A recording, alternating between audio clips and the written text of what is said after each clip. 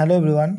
তাহলে আজকে আমরা ন্যারেশন চেঞ্জের পার্ট 4 নিয়ে আলোচনা করব, যেখানে আমরা ইন্টারোগেটিভ সেন্টেন্সে দুটো পার্ট ছিল। প্রথম পার্টটা ইয়েস নো কোয়েশ্চেনে, আর দ্বিতীয় পার্টটা হচ্ছে আমাদের WH ওয়ার্ড।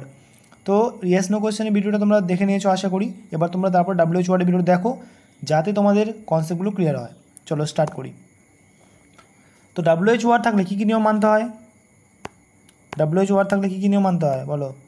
এই তো সেট বা সেটের পরিবর্তে আস্কড অথবা ওয়ান্টেড টু নো অথবা এনকোয়ার লেখা যায়। আর ইনভার্টেড কমার পরিবর্তে আমরা দ্যাট ইউজ করবো না, এখানে আমরা WH ওয়ার্ড ইউজ করবো। কী করবো? WH ওয়ার্ড যেটা দেওয়া হতো সেটা ইউজ করবো। ঠিক, বাকি তোমরা জানো। He said who are you, তো এখানে সেডে পরে কিছু নাই, আমি ধরে নিলাম সে আমাকে বললো। ঠিক আছে, হি সেড টু মি ধরে নাও।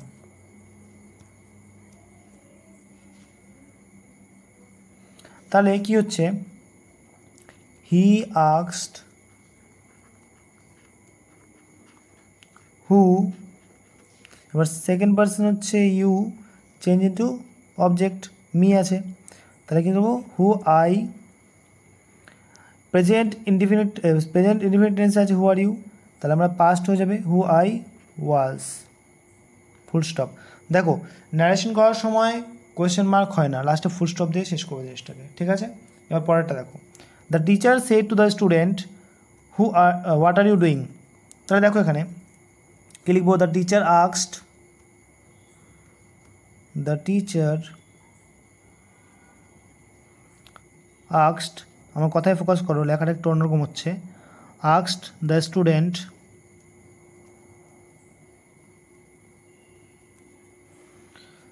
what,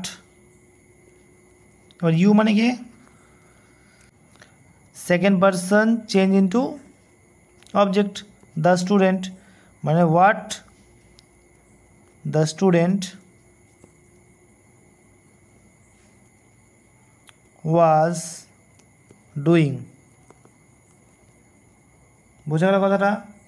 এটা হচ্ছে তোমাদের কমপ্লিট নারেশন।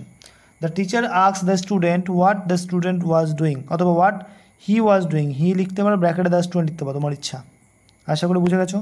এবার নেক্সট কিছু হোমওয়ার্ক তোমার জন্য থাকবে, তোমার বাড়িতে ট্রাই করবে।